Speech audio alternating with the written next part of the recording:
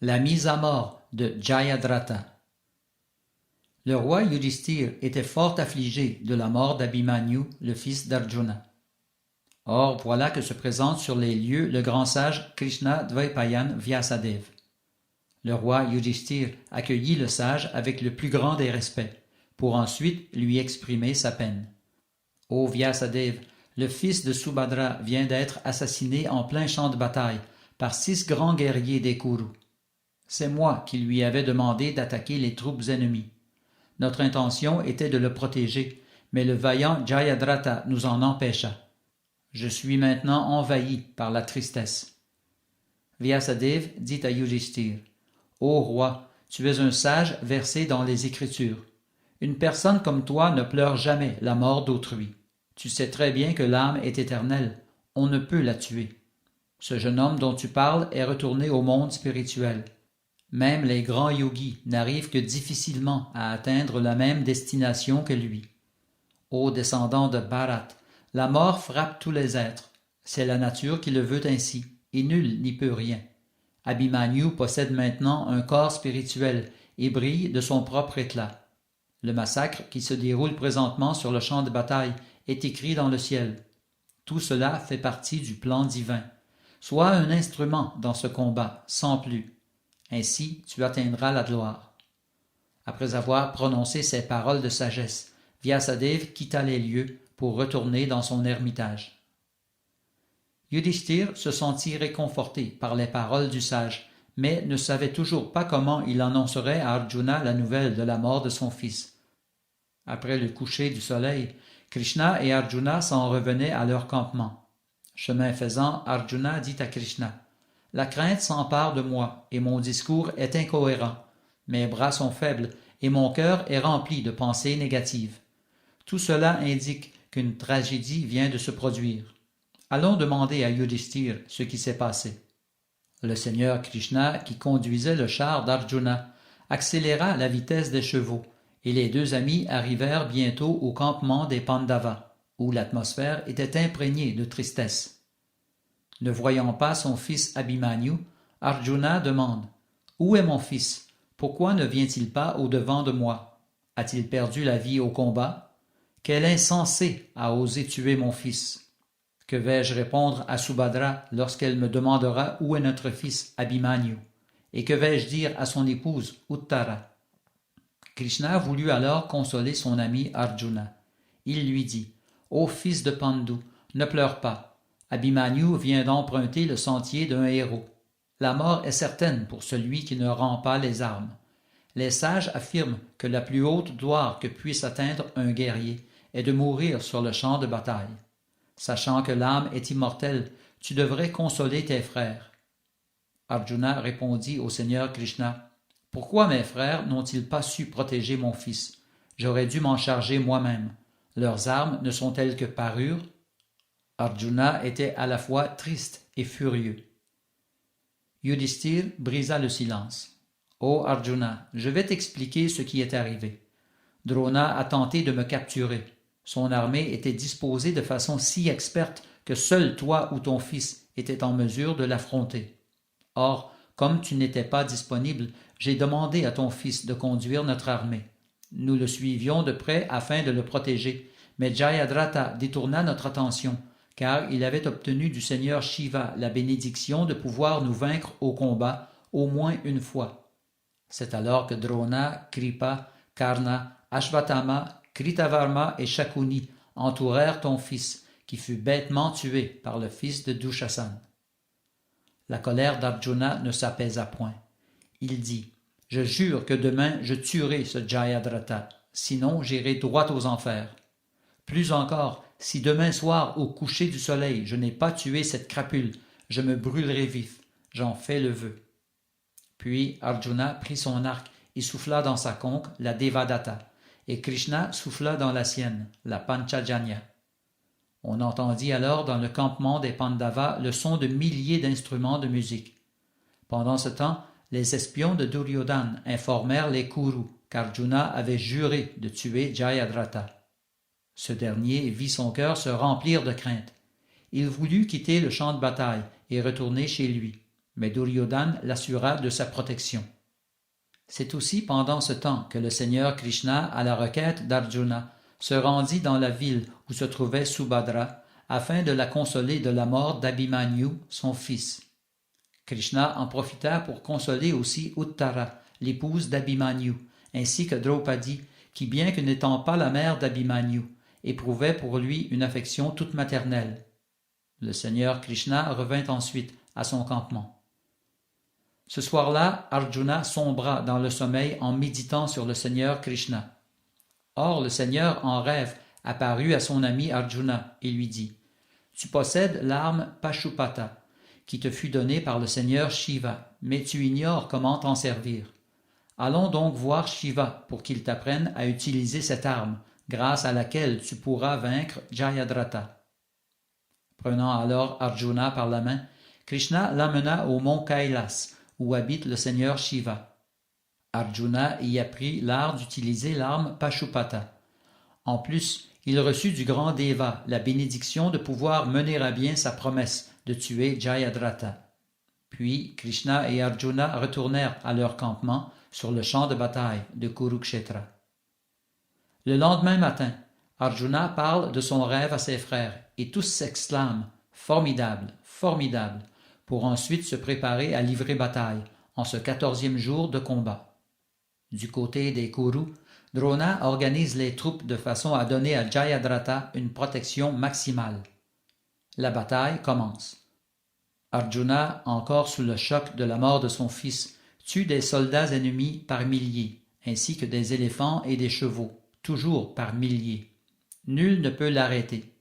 Parfois, d'une seule flèche, Arjuna transperce 2 ou 3 hommes assis sur le même éléphant. Certains éléphants gisent au sol, gémissant. D'autres, en tombant, écrasent au passage des fantassins. Duryodhana se plaint à Drona, le commandant de son armée. Il lui dit « Tu m'as promis de protéger Jayadratha des flèches d'Arjuna, mais je constate qu'Arjuna a déjà presque vaincu toute notre armée. Je crois, Drona, que tu es une lame de rasoir enrobée de miel. Tu combats pour les Kurus, mais en réalité ton cœur est avec les Pandavas. » Drona lui répond « Ô Duryodhana, je te pardonne ces paroles blessantes. Je suis trop vieux pour combattre avec Arjuna. Toi et lui êtes du même âge. C'est toi qui dois se battre avec lui. Pour mieux se faire, je te donnerai mon armure invincible, que même les Devas ne peuvent transpercer. » Drona remet alors son armure céleste à Duryodhana et l'envoie sur le champ de bataille. Pendant ce temps, Arjuna tente de se frayer un chemin en direction de Jayadratha, massacrant hommes et bêtes. Les flèches d'Arjuna filent parfois sur une distance de 3 kilomètres. Il lance une flèche et avant même qu'elle n'atteigne la cible, Krishna et Arjuna arrivent sur les lieux. Les chevaux d'Arjuna courent à la vitesse du vent. Mais le combat fatigue les chevaux d'Arjuna, et l'ennemi en profite pour les cribler de flèches, sans toutefois les tuer. Sur le conseil de Krishna, Arjuna descend de son char et au moyen d'une flèche qu'il lance au sol, produit un lac rempli de poissons et de fleurs de lotus pour étancher la soif de ses chevaux. Les Devas dans le ciel n'en croient pas leurs yeux. Même le grand sage Narada se déplace pour admirer de près le lac d'Arjuna. Puis, toujours avec ses flèches, Arjuna produit un abri afin de protéger ses chevaux pendant qu'ils s'abreuvent. Le Seigneur Krishna s'exclame « Excellent Arjuna, excellent !» Krishna enlève alors les flèches du corps des chevaux et de sa main pareille au lotus soulage leurs blessures. Après les avoir fait boire, il les attelle au char d'Arjuna, tout en demeurant calme au milieu de la bataille sanglante. Puis Krishna et Arjuna repartent de plus belle. C'est alors que Duryodhana, vêtu de son armure invincible, s'approche pour provoquer au combat Krishna et Arjuna. Arjuna s'aperçoit bientôt que Duryodhana porte l'armure invincible de Drona. Il réussit tout de même à tuer les chevaux de Duryodhana, à fracasser son char et à lui remplir les paumes de ses flèches. Drona suggère alors à Duryodhana de se rapprocher de Jayadratha afin de mieux le protéger de la colère d'Arjuna. Le soleil est maintenant sur le point de se coucher. Jayadratha jouit de la protection de plusieurs guerriers aux bras puissants. Arjuna dit alors à Krishna, « Ô Krishna, conduis mon char près du lieu où se trouve Jayadratha. Après avoir tué ceux qui le protègent, je l'enverrai visiter la demeure de Yamaraj. » Krishna s'exécute. Karna et Duryodhana redoublent de vigueur. Il nous faut à tout prix empêcher Arjuna de tuer Jayadratha, se disent-ils. Arjuna devra alors se brûler vif, tel qu'il l'a promis, et après sa mort, il nous sera facile de tuer ses frères pour ensuite régner en maître sur toute la terre. Pendant que se déroule cette conversation, Arjuna massacre les troupes ennemies à un rythme effarant.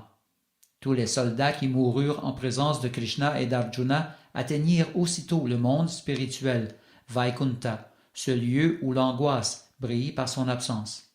Jamais ils ne reviendraient en ce monde matériel. Voilà qui démontre que le Seigneur Krishna est miséricordieux à l'extrême. L'armée des Kurus s'est maintenant regroupée afin de repousser Arjuna et protéger Jayadratha. Mais l'arc d'Arjuna, le Gandiva, retentit comme le tonnerre, et ses flèches, comme des éclairs, frappent l'ennemi. Arjuna lance aussi des flèches enflammées, tuant par milliers hommes, chevaux et éléphants. Finalement, Arjuna arrive en face de Jayadratha, juste avant que ne se couche le soleil. Arjuna tranche la tête du conducteur du char de Jayadratha. Le Seigneur Krishna dit alors à Arjuna, « Regarde, ô fils de Kunti, avec quelle expertise est protégé ce Jayadratha. Par ma puissance surnaturelle, je couvrirai le soleil de façon à ce qu'il semble couché. Il te sera alors facile de tuer les puissants guerriers qui protègent Jayadratha. Ensuite, tu lui trancheras la tête. Surtout, ne te laisse pas distraire par l'obscurité. Je fais cela pour t'aider à vaincre Jayadratha. » La personne suprême, par sa puissance surnaturelle, couvre alors le soleil que tous croient maintenant couché. Les soldats de Duryodhana se réjouissent, car Arjuna n'avait pu tuer Jayadratha et serait donc obligé de se brûler vif, tel qu'il l'avait promis. Pendant que les Kurus admirent ainsi le soleil couchant, le Seigneur Krishna dit à Arjuna, « Regarde, Jayadratha se croit sain et sauf, profites-en donc pour lui trancher la tête. » Krishna conduit alors le char d'Arjuna en direction de Jayadratha, à toute allure.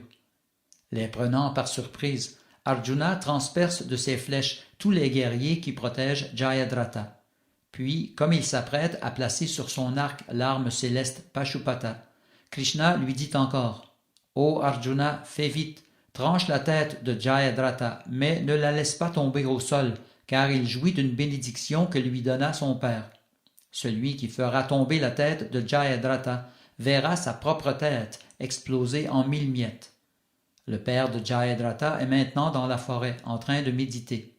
Fais en sorte que ta flèche et la tête de Jayadratha atterrissent sur les genoux de son père.